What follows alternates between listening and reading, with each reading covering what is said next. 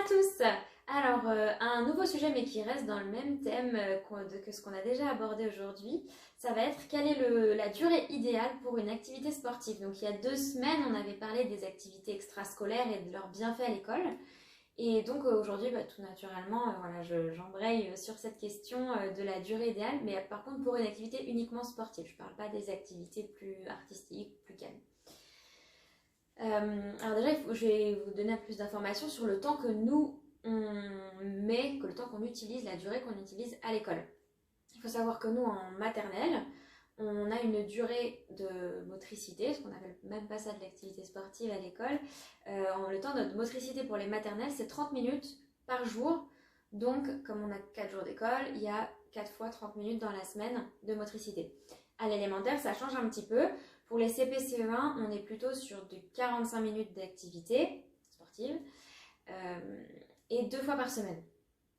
Et jusqu'au CM2 derrière, bon, le CE2 peut être un peu entre deux, après ça dépend des classes qu'on a, mais globalement, après jusqu'au CM2, ça va plutôt être des séances d'1 heure, une petite heure, 1 à 2 fois par semaine. Alors, 1 à 2 fois, je dirais que c'est parce que, si on veut être honnête, l'éducation nationale nous demande 3 heures.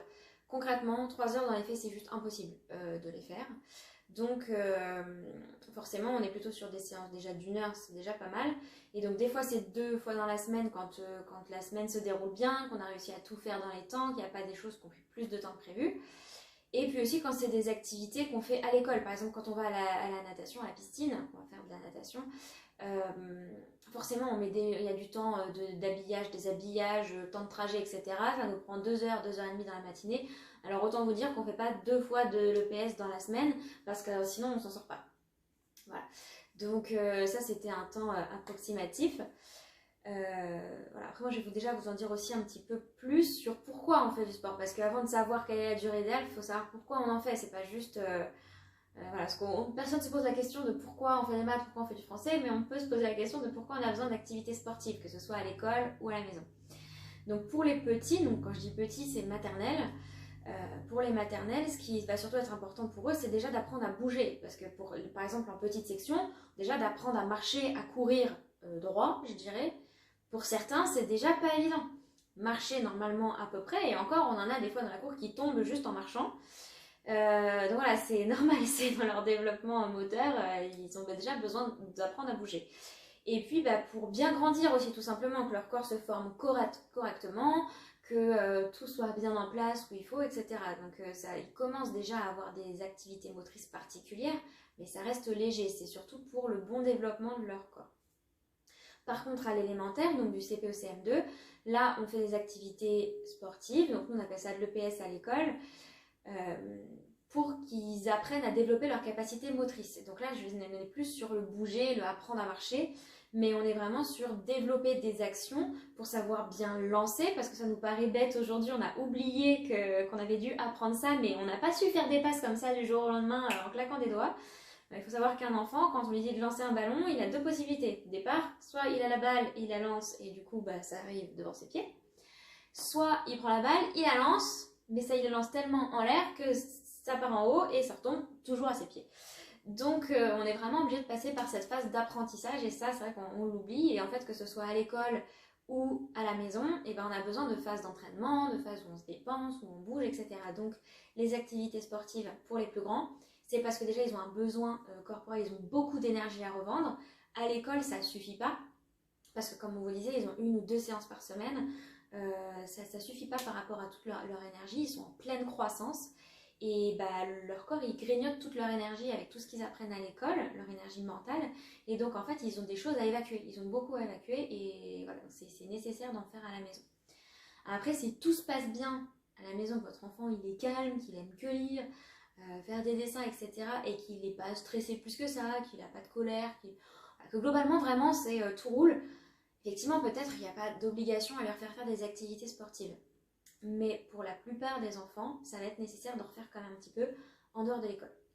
Donc maintenant, en maternelle, ils n'auront pas d'énormes besoins en dehors de l'école, puisqu'en fait, comme ils en font déjà 4 jours par semaine, il va y avoir une grosse nécessité à en faire un petit peu.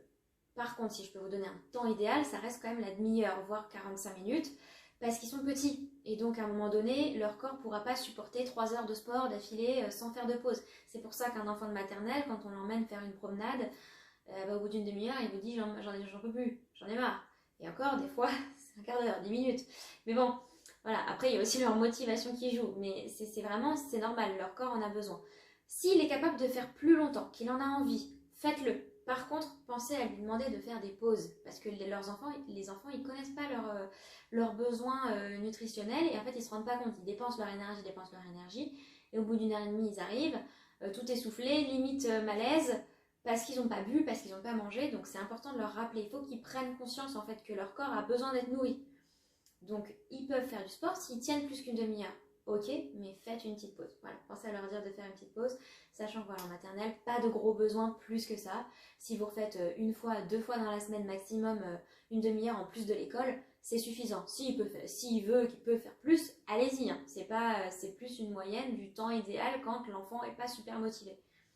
Voilà. Après, à l'élémentaire, évidemment, on va passer à un temps un peu plus long. En fait, je vais rester sur les mêmes durées que ce que nous, on peut faire à l'école. Je vais vous conseiller aussi une 45 minutes, 1 heure. Pareil, s'il peut tenir plus longtemps, et qu'il fasse plus longtemps, mais avec des pauses. Parce qu'en fait, même en CE2, même en CM1, ils pensent pas à boire. Ils y vont, ils foncent tête baissée, et ils arrivent le soir à la maison, moi je me sens pas très bien. Bah oui, forcément, ils ont pas bu, ils ont rien avalé, leur repas, ça date de midi, il est 16h30, et ils ont couru pendant 2 heures. À un moment donné, ça suit plus. Donc voilà, il faut surtout penser aux pauses. Et là, pour les élémentaires, si vous pouvez, si votre enfant en a envie, si vous sentez que ça peut faire du bien, donc des séances d'1 heure, d'une petite heure. Et là, par contre, je dirais au minimum 2 fois par semaine en plus de l'école. Parce que comme je vous l'ai dit tout à l'heure, on fait plus souvent une séance par semaine de sport à l'école que 2 séances. Donc vraiment, ça va être intéressant d'en faire au moins 2 fois, voire 3 fois. Après, tout dépend aussi de votre rythme. Si vous allez tous les jours à l'école en vélo avec votre enfant, qui fait un quart d'heure le matin, un quart d'heure le soir, tous les jours, le besoin va être différent. Ça va pas être exactement le même. Donc après, c'est aussi à vous d'adapter en fonction de votre rythme, en fonction de ce que vous avez mis en place à la maison. Même de la marche, de faire un quart d'heure, 20 minutes à pied pour aller à l'école.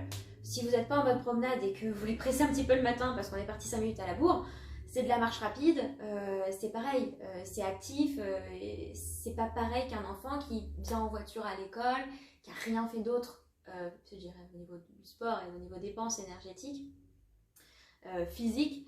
S'il a rien fait d'autre, oui, là, ça va être nécessaire de faire quelque chose. Voilà. Après, c'est pareil, on n'est pas obligé d'être sur des activités où on s'inscrit quelque part. Il y en a pour tous les budgets.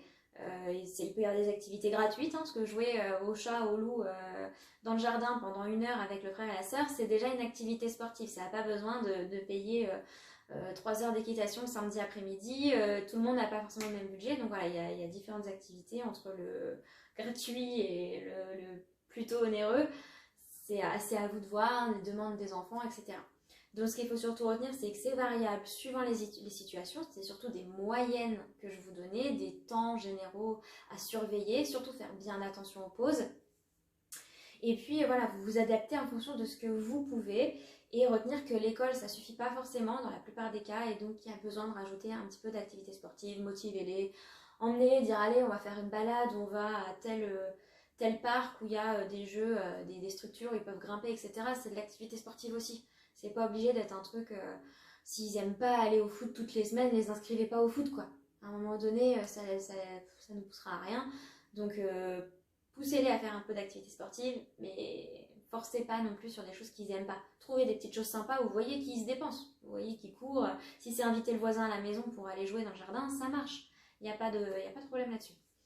Voilà. Et puis surtout, pensez que les activités sportives, ça peut faire diminuer le stress. Un enfant qui est très stressé, qui paraît calme comme ça au quotidien, mais qui est hyper stressé, s'il peut trouver une activité sportive, vous pourrez voir un changement vraiment dans son comportement. Alors, il ne va pas devenir un enfant hyper zen tout de suite après, mais ça va le calmer. Au moins, au moment où il va faire l'activité, il va faire sortir tout son stress, etc. Pareil pour un enfant qui aurait tendance à faire des colères, à ne pas maîtriser ses émotions, etc. Le sport peut énormément canaliser tout ça.